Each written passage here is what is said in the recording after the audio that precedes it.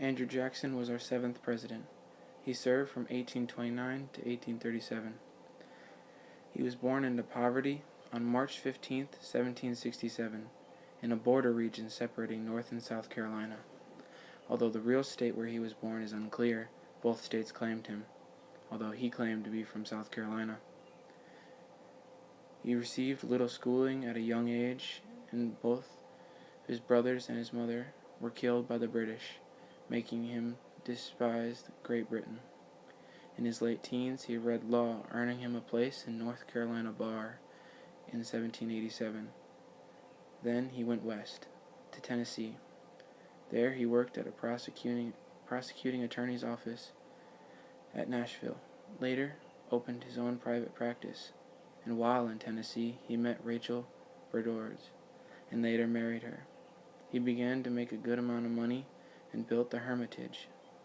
Then, in 1796, he joined a convention charged to draft the state of Tennessee's Constitution. He was the first to be picked to U.S. House of Representatives. Then, in 1797, he was elected U.S. Senate.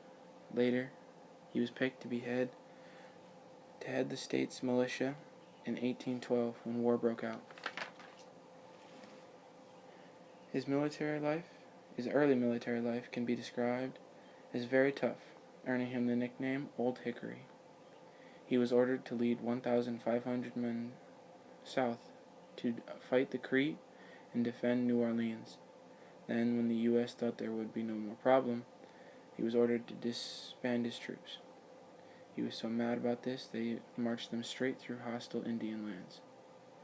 Then, later, again, he inspired the whole country in his amazing defense of New Orleans and inspired a whole wave of national pride. Andrew Jackson became president in 1829.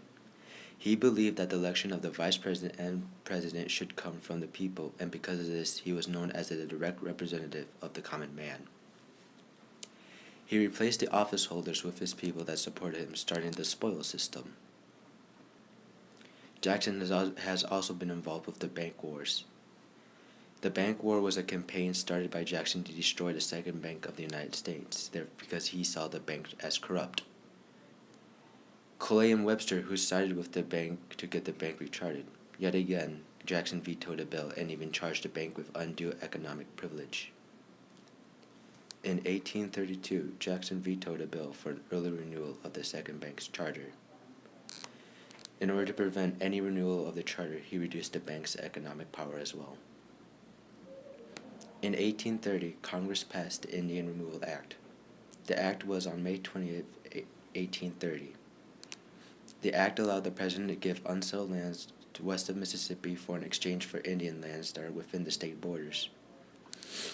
Because of the Indian Removal Act, this has caused about 4,000 Cherokees tribesmen to walk the Trail of Tears.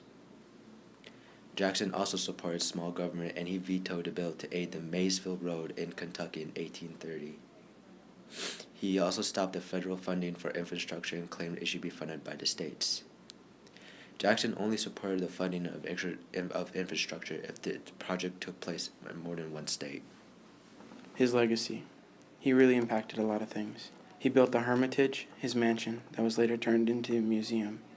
And in the White House, he added running water and doors to the toilet. Then he left a lot to the nation. With his successful defense of New Orleans, he left a lot of national pride when he left. Finally, his policies. His Indian Removal Act shaped future conflicts with the natives, and his economics shaped the whole country for years, and can even be seen on our $20 bill today.